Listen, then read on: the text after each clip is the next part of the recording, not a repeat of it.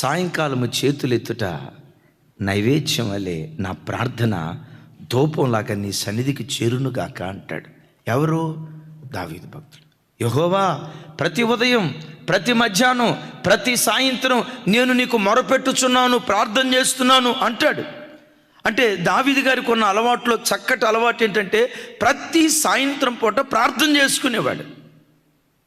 ప్రార్థన చేసుకునేటువంటి దావీదు, సాయంకాలం ప్రార్థన చేసుకునే దావీదు ఇప్పుడు ఎక్కడ విహరిస్తున్నాడు? చూపించే కదా చెప్పాలరా తల్లి. తమ్ముడు సుమన్ ఎక్కడ విహరిస్తున్నాడు? మేడ మీద విహరిస్తున్నాడు. మేడ మీద విహరిస్తున్నాడు. సత్క్రియలు చెయ్యని ఎడల చూడండి, మేడ మీద విహరించేటప్పుడు ఎవరా అమ్మాయి చూసి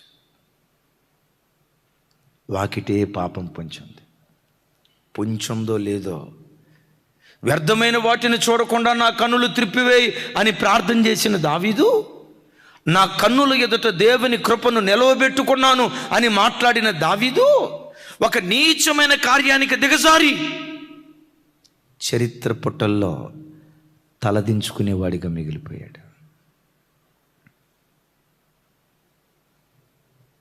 సాయంత్రం కుటుంబ ప్రార్థన నిర్ణయించుకున్నారు కదా, కూర్చోవలసిన చోట కూర్చోకపోతే కూర్చోకూడని చోట కూర్చునే ప్రమాదం ఉంటుంది. చేయాల్సిన పని చేయకపోతే చేయకూడని చేసే ప్రమాదం క్రైస్తవ జీవితంలో చోటు చేసుకుంటుంది. దావీదు భక్తుని జీవితంలో చూస్తాం కదా. చూడండి, సమూయేలు 2వ గ్రంథం 11వ అధ్యాయం మొదటి 2 వచనాలు, 1-2 వచనాలు. అందరూ మీ బైబిల్ తెరిచి చూడండి. అందరూ నాతో కలిసి. వసంతకాలమున రాజులు యుద్ధమునకు బయలుదేరు సమయమున దావీదు యోవాబును అతని వారిని ఇశ్రాయేలీయులను అందరినీ పంపగా వారు అమ్మోనీయులను సంహరించి రబ్బా పట్టణమును ముట్టడి వేసిరి. అయితే పెద్దగా చెప్పాలా? అయితే దావీదు యెరూషలేమందు నిలిచెను. 2వ వచనం. ఒకానొక దినమున ప్రొద్దుగుంకు వేళ దావీదు పడకల మీద నుండి లేచి, అంటే ఎప్పుడు పండుకున్నాడు ఇంతకే? ఏం తమ్ముడు అంత సీరియస్గా చూస్తున్నారు? సాయంత్రం పూట పడకల మీద నుంచి లేచాడు అంటే అప్పుడు దాకా ఏం చేశాడు?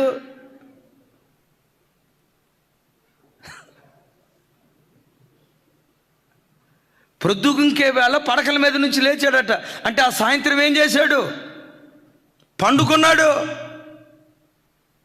ప్రొద్దుగింకు వేళ దావీదు పడకల మీద నుండి లేచి, ఇక పండుకోవటానికి ఒక సమయం అంటూ ఉండదు. ఎప్పుడు నేను చాలాసార్లు చెప్తాను, ఒక అన్న ఉన్నాడు, భలే చెప్తాడు. అన్న, దేవుడు ప్రపంచంలో ఎవరికి ఇవ్వలేనంత కృప దేవుడు నాకు ఇచ్చాడు అన్న అన్నాడు. ఏం కృప ఇచ్చాడు తమ్ముడు అన్నాను. నంబర్ 1, గనిట్రాళ్ళు తిన్నా ఉన్నపాటు నరిగిపోద్దన్న. నాకు 24 ఇడ్లీ తిన్నా మధ్యాహ్నం 12 కడుపు లోపట నకనకలాడుతుందన్న, ఆకలైపోద్దన్న, అంత కృప ఇచ్చాడు అన్నాడు. నాకు భలే విచిత్రం అనిపించింది. అయ్యా, 2వ కృప ఏంటి అన్నాను.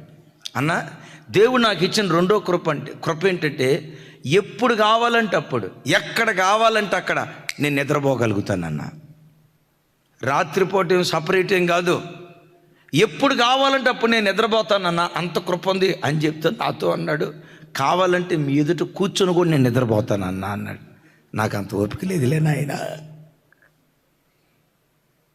ఎప్పుడు కావాలంటే అప్పుడు, అది పగలా రాత్రి అవసరంలా. ప్రార్థనకు వచ్చిందా?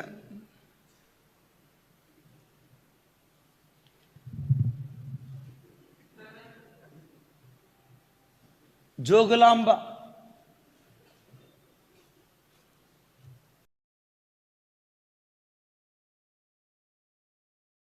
టైం ఉండదు. ఎప్పుడు కావాలంటే అప్పుడు, ఎక్కడ కావాలంటే అక్కడ నిద్రే. సాయంకాలం పూట నిద్రపోయాడు. వసంతకాలాన రాజులంతా ఏం చేస్తారట? వసంతకాలాన రాజులంతా యుద్ధానికి వెళ్తే రాజైన దావీదు యెరూషలేములో పండుకున్నాడంట. రాజు ఎక్కడ ఉండాలి? వసంతకాలంలో యుద్ధ భూమిలో ఉండాలి. సేవకులుగా మేమున్నాం. సేవ చేయటానికి ఒక కాలం ఉంటుంది. సంఘంలో ఉపవాస ప్రార్థనలు నియమించడానికి ఒక కాలం ఉంటుంది. సంఘంలో ఉపవాస ప్రార్థనలు ఏర్పాటు చేయడానికి ఒక కాలం ఉంటుంది. సువార్తను ప్రకటించే ఒక కాలం ఉంటుంది. ఎస్, డిసెంబర్ నెల నుంచి నేను తిరుగుతూ ఉన్నాను. జనవరి, ఫిబ్రవరి, మార్చ్, ఏప్రిల్, మే మీటింగ్స్. ఎందుకు ఈ టైంలో మీటింగ్ పెట్టామని చెప్పండి? యుద్ధం చేయటానికేమో రాజులకు వసంతకాలం. ఇప్పుడు నేను చెప్పిన ఈ నెలేమో సువార్థికుడు సువార్త కోటాలు ఏర్పాటు చేయటానికి అనుకూలమైనటువంటి కాలం. వర్షాలు పడవు కదా. ఇక జూన్ నుంచి జూలై నుంచి వర్షాలు, మీటింగ్స్కి అనుకూలత ఉండదు. గమనించండి, రాజులేమో వసంతకాలంలో యుద్ధం చేస్తే సువార్థికుడేమో సువార్త ప్రకటించడానికి డిసెంబర్, జనవరి, ఫిబ్రవరి, మార్చ్, ఏప్రిల్, మే వరకు ఎంత దున్నుతాడో అంత దున్నవచ్చు. దున్నే కాలంలో దుప్పటి కప్పుకొని నిద్రపోతే ఏమంత సీరియస్గా చూస్తున్నారండి? దున్నే కాలంలో దున్నకుండా దుప్పటి కప్పుకొని నిద్రపోతే, పరిగెత్తే కాలంలో పరిగెత్తకుండా నేను అలసిపోయానని మనిషి నిశ్శబ్దంగా ఉంటే, అలాంటి సేవకుడి చేతికి దేవుడు ఆత్మలు ఇవ్వడు. వర్క్ మేనేజ్మెంట్ దేవుని బిడ్డలకు ఉండాలి. ఆమేన్ చెప్దాం. ఆమేన్. ఇంకోసారి చెప్పాలి పెద్దగా. ఏ మేనేజ్మెంట్ ఉండాలి? ఏ పని చేయాలి? చెప్పాలి సత్. ఎవరైనా మీ దగ్గరకు వస్తారు, అక్కో వాళ్ళ ఆయన ఏం చేశాడో తెలుసా అక్క అని అందనుకో, వెంటనే చెవు పెట్టుకొని ఏం చేసింది సిస్టరో అని అన్నావా, వాకిడి దగ్గర పాపం పొంచి ఉంటుంది. వాకిడి దగ్గర పొంచున్న సాతానుకు నీ మీద వాంచగలిగిద్ది. వీళ్ళ భర్తను కూడా ఇట్లా చేయాలా, వీళ్ళ కొడుకును కూడా ఇట్లా చేయాలా, నీ మీద నీ కుటుంబం మీద దేవునికే వాంఛ కలుగునుగాక. నీ ఇంటి మీద దేవుని ఆసక్తి దినదినం భక్షించునుగాక. చప్పలు కొడుతూ దేవునికి స్తోత్రాలు చెప్దాం. మూడవది టెర్రర్ మేనేజ్మెంట్. ఒకసారి చెప్పండి పెద్దగా. టెర్రర్ అంటే అదే ఎవరో చెప్పారు, కరెక్ట్గా పెద్దగా చెప్పండి. టెర్రర్. ఈ రాజు ఇక్కడుండి వేటగాళ్ళను పంపించి ఎవరెవరిని చంపించేశాడు చెప్పండి? వేటేటిని చంపించేశాడు. క్రూర మృగాలు, సింహాలు, ఎలుకబంట్లు, చిరత పులులు ఏవేవైతే ఉన్నాయో వాటన్నిటినీ చంపించేసేసేసాడు. Terror management. బిడ్లరా, నా జీవితంలోనైనా మీ జీవితంలోనైనా మన జీవితాల పట్ల దేవునికి గొప్ప గొప్ప కళలు ఉన్నాయి. నేను ఎప్పుడు చెప్తా, మనలను కన్నా అమ్మ కన్నా అన్ని కళలు ఉన్నాయో లేవో నాకు తెలియదు, కానీ నిన్ను పుట్టించిన నీ దేవునికి మాత్రం విస్తారమైన కళలు ఉన్నాయి. Praise the lord. అంటాడు దావీదు భక్తుడు, వాటిని నేను లెక్కించేదననుకుంటున్నా, నా తల వెంట్రుకల కంటే విస్తారంగా, సముద్ర తేలమందుల ఇసుక రేణువుల కంటే ఎక్కువగా నా పట్ల నువ్వు తలంపులు కలిగి ఉన్నావు. ఒరే బాబు, దేవుడు నీ జీవితం ఎట్లా డిజైన్ చేయాలనుకుంటున్నావు రాసి ఒక పేపర్ ఇస్తున్నాను రాసి ఇచ్చేయి అని ఒకవేళ నీకు పేపర్ ఇస్తే నువ్వు గొంతిమ కోరికల చిట్టా రాసావనుకో, నాకు అట్లా కావాలి ప్రభా, ఇట్లా కావాలి ప్రభా అని నీ గొంతిమ కోరికల చిట్టా రాసి ఆ చిట్టా ఇక్కడ పెట్టి నీ పట్ల దేవునికి ఉన్న ప్రణాళిక ఏంటో ఆ చిట్టా ప్రక్కన పెడితే, నీ ఆలోచనలకు దేవుని ఆలోచనలకు భూమికి ఆకాశానికి ఎంత వ్యత్యాసమో అంత ఉన్నతమైన ఆలోచనలు నీ పట్ల దేవునికి ఉన్నాయి. నీ కలలో కూడా ఊహించలేని దివ్యమైన జీవితం, నీ ఊహల్లో కూడా లేని బంగారు భవిష్యత్తు, నీ ఆలోచనలో కూడా నేను ఈ స్థితిలో నన్ను ఇట్లా ఉంచుతాడు అనే ఊహ కూడా అందని ఓ ఘనమైన స్థితి నీ కొరకు దేవుడు సంకల్పించాడు. ఆయన సంకల్పించింది ఎంత వాస్తవమో, దైవ సంకల్పం నీ పట్ల నెరవేర్చబడకుండా దుష్టుడు పని చేస్తాడు అనేది కూడా అంతే వాస్తవం. అందుకని ఏం చేయాలి? Terror management. నీ బ్రతుకు జీవితాన్ని ఏవి పాడు చేయాలని ప్రయత్నం చేస్తూ ఉంటాయో వాక్యం చేత, ప్రార్థన చేత, పరిశుద్ధాత్మ చేత వాటిని ప్రతిదినం నువ్వు చంపుతూ రావాలి. విన్నారు ఈ మాట? వాక్యం చేత, ప్రార్థన చేత, పరిశుద్ధాత్మ అభిషేకం చేత. ఏ దుష్టుడైతే నీకు వ్యతిరేకంగా పనిచేస్తున్నాడో వాడి కార్యాలను వాక్యం చేత, ఆత్మ చేత, ప్రార్థన శక్తి చేత వాటిని చంపుతూ రావాలి. ఏంటి జీవితాన్ని పాడు చేసేవి? నంబర్ 1 సోమరిపోతాను, సోమరిపోతు. నంబర్ 2 తిండిపోతు. నంబర్ 3 తిరుగుబోతు. నంబర్ 4 తిట్టుబోతు. అన్నీ ఆంబోతులే. వినండి, సోమరిపోతు, తిండిపోతు, నిద్రపోతు, తిట్టుబోతు, తాగుబోతు, ఇంకేమో ఉన్నాయి, అవి మీరు పూర్తి చేసుకోండి. ఎలాంటి అవలక్షణాలు ఏవి అసలు నీ బార్డర్లో కూడా అడుగు పెట్టకుండా అవి రావాలని ప్రయత్నం చేస్తూ ఉంటే నీ జీవితాన్ని పాడు చేసే వాటిని అక్కడికక్కడే నువ్వు చంపే వ్యక్తిగా ఉండాలి. యేసయ్యకి మహిమ కలుగును గాక. చేద్దాం ఆమేన్. సంసోన్ ఉన్నాడు. సింహాన్ని చేల్చగలిగాడు, కానీ సింహంలాగా రంకెలేసే తన శరీరపు కోరికలను చంపలేకపోయాడు. ఒక పెద్ద ఆయన అంటాడు, శత్రువులతో యుద్ధం చేసేవాడి కంటే, శత్రువులతో పోరాడి శత్రువును గెలిచిన వాడి కంటే తన లోపట ఉన్న శత్రువుని గెలిచిన వాడే నిజమైన వీరుడు అంటాడు. నా మాట అర్థమైందా? ఏమన్నాను చెప్పండి? డిష్యూ అని ఎవరినో కొట్టి చంపటం కంటే నీ బంగారు భవిష్యత్తుకు వ్యతిరేకంగా నీలో పనిచేసే సోమరితనం, తిండిబోతుతనం, నిద్రపోతుతనం, భవిష్యత్తును గూర్చిన ఆలోచనలు లేకుండా జీవితాన్ని పాడు చేసే వ్యసనాలు, తిరుగుబోతుతనం, ఈ పనికి మాలిన జీవితాన్ని అనుగ్రహించే ఏ వ్యసనాలైతే మనలో పనిచేయటం ప్రారంభిస్తాయో వాటిని చంపేవాడే నిజమైన వీరుడు. Praise the lord.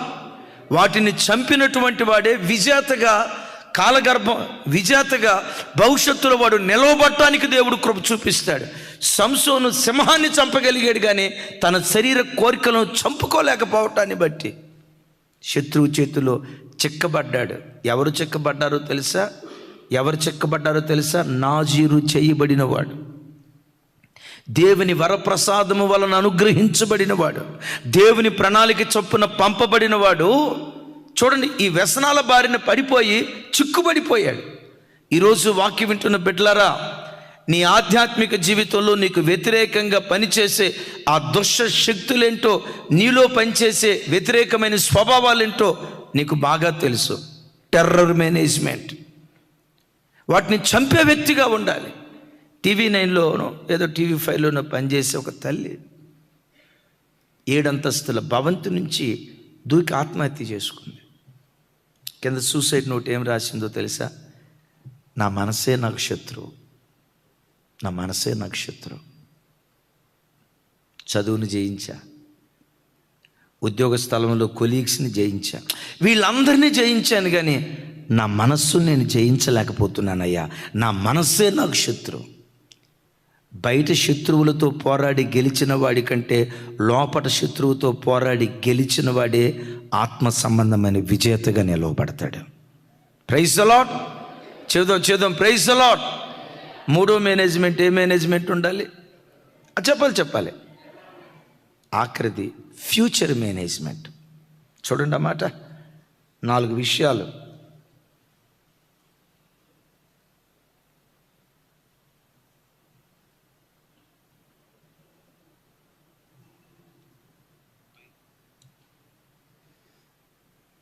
మూడవ అధ్యాయం ఫిలిప్పీలకు రాసిన పత్రిక 10-11 వచనాలు.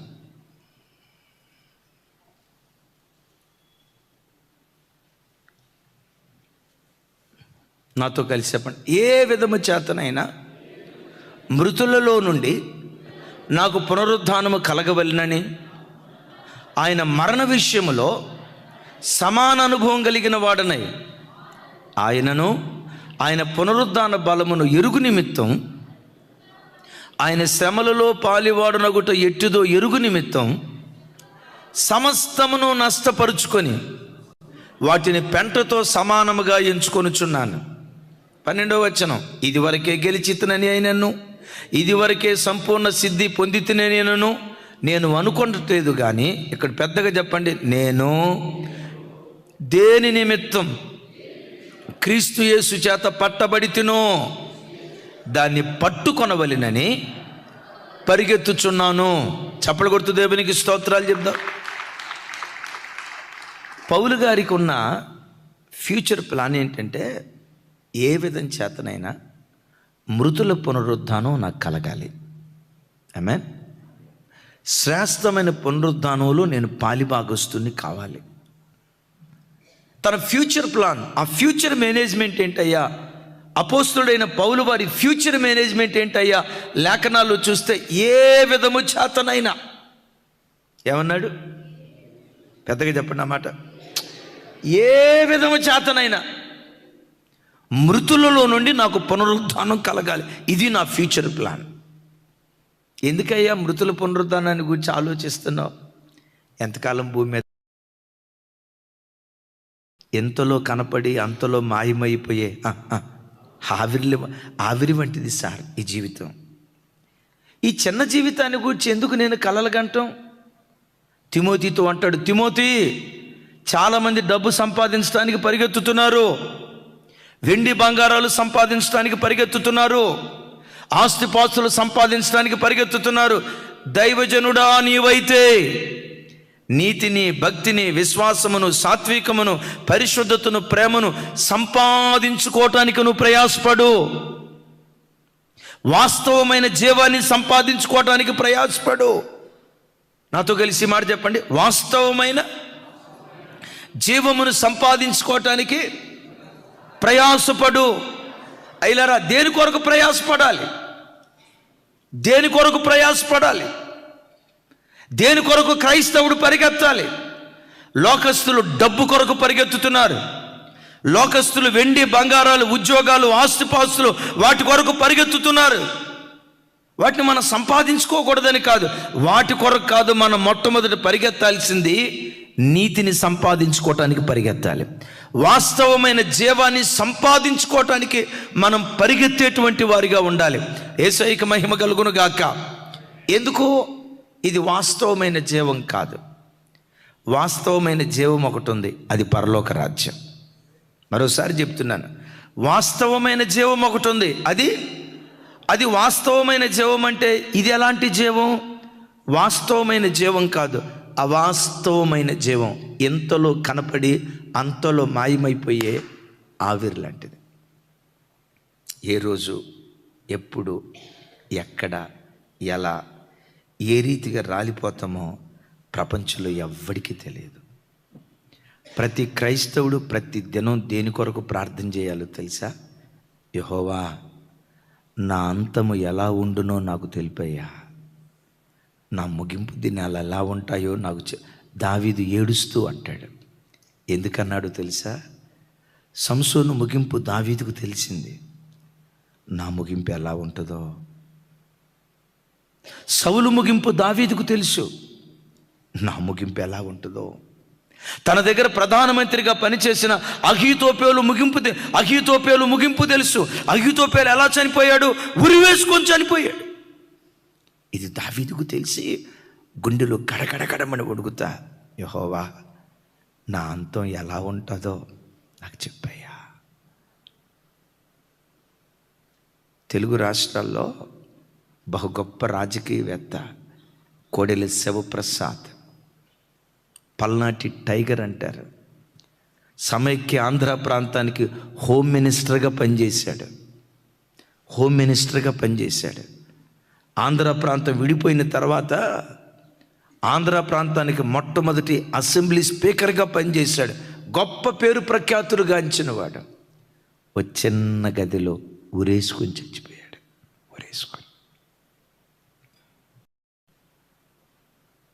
పేదల పెన్నిది అని పేరుగాంచినటువంటి వైఎస్ రాజశేఖర రెడ్డి గారు, ఆయన మరణం కళ్ళ ముందు అట్లా మెదిలాడితే, ఛీ, ఇంతే కదరా జీవితం, ఎందుకు ఈ జీవితం కొరకు పరిగెత్తేది? లోకాన్ని సంపాదించుకోవటానికి కాదు పరిగెత్తాల్సింది, పరలోక రాజ్యాన్ని సంపాదించుకోవటానికి పరిగెత్తాలి.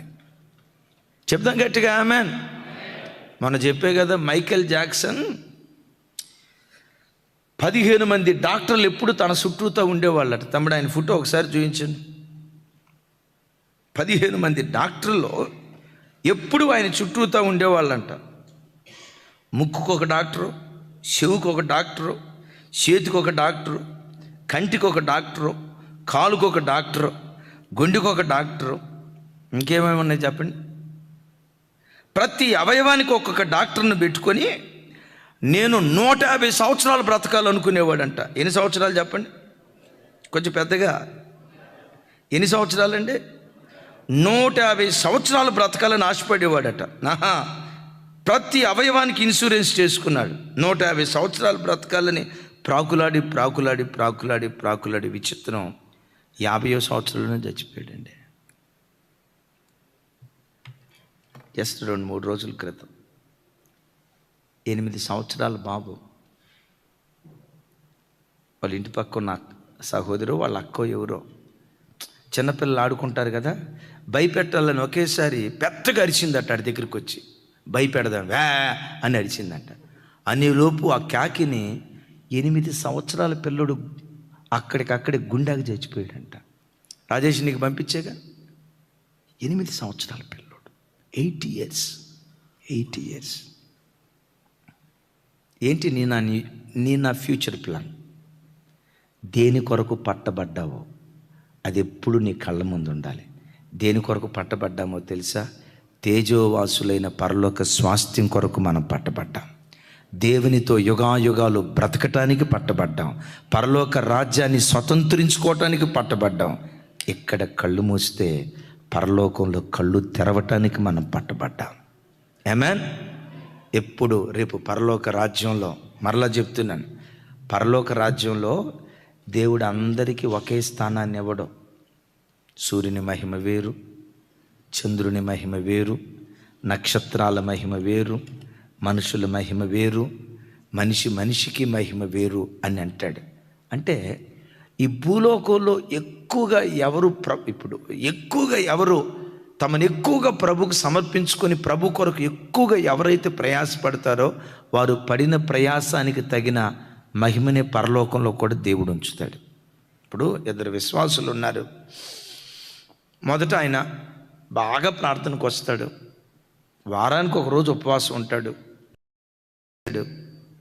6 దాకా ప్రార్థన చేస్తాడు, పగల డ్యూటీకి వెళ్తాడు, సాయంత్రం ఇంటికి వచ్చిన తర్వాత మళ్ళీ కుటుంబ ప్రార్థన చేసుకుంటాడు, నెలలో ఒక రాత్రి ఆల్ నైట్ ప్రేయర్ చేస్తాడు, ఏ పాపం చేయకుండా పవిత్రంగా బ్రతుకుతాడు, రాబడిలో నమ్మకంగా దేవునికి దశం అంతా చాలా భక్తిగా బ్రతుకుతాడు. చనిపోయాడు. ఇంకొక ఆయన ఉన్నాడు, ఆయన ఏ తప్పు చేయలే, కాకపోతే మా ఓడి ఒంటికి ఉపవాసం అసలు పడదు, ప్రార్థన కూడా అసలు ఉండదు, కానీ ఏ తప్పు చేయలే. వీళ్ళిద్దరూ చనిపోయారు. చనిపోయి వీళ్ళిద్దరూ పరలోకానికి వెళ్ళిన తర్వాత ఇద్దరికీ ఒకే ప్రతిఫలం ఇస్తాడా? బైబిల్లో ఒక మాట రాసింది కదా, వారి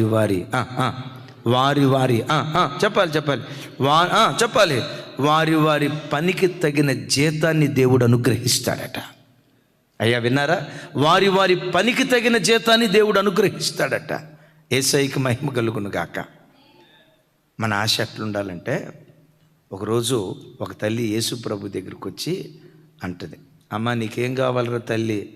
ఆ తల్లి అంటది, అయ్యా నువ్వు మహిమ కలిగిన సింహాసనం మీద కూర్చున్నప్పుడు ఒక కొడుకేమో కుడివైపున ఉండాలయ్యా, ఇంకొకడేమో అంటే కుడి ఎడమ సీట్లు నా పిల్లలకి ఇచ్చేటట్లుగా సహాయం చేయయ్యా.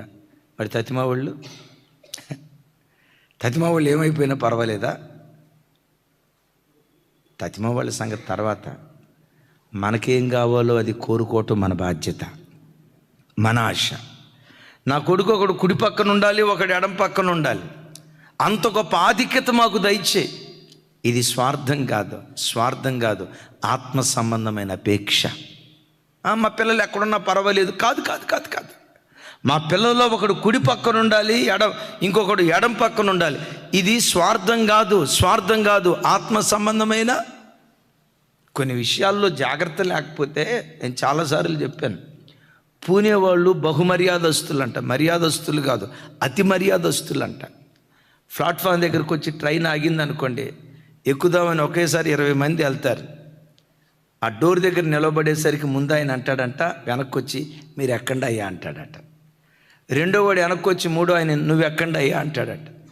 మూడో వాడు వెనక్కి వచ్చి నాలుగో వాడిని నువ్వు ఎక్కయ్యా అంటాడట. నువ్వు ఎక్కయ్యా అని వెనక్కి జరిగి ముందుకు నెట్టే లోపు ట్రైన్ అయిపోద్దంట. విన్నారా? ట్రైన్ అయిపోద్దట. నువ్వు అడగాలి, పరలోక రాజ్యంలో రకరకాల మహిమలు ఉన్నాయని సెలవిచ్చావు కదా, సూర్యుని మహిమతో దేదీప్యమానమైన తేజస్సుతో పరలోక రాజ్యంలో ప్రకాశించే భాగ్యం నాకు దయచేయ్యా. నీకు దగ్గరగా కూర్చొని నీ ముఖాన్ని చూస్తూ యుగాయుగాలు నీ ముఖకాంతిలో బ్రతికే భాగ్యం నాకు దయచేయ్యా. ఈ మేనేజ్మెంట్ దేవుని బిడ్డలకు ఉండాలి. Number 1 time management. Number 2 work management. Number 3 terror management. Number 4 future management.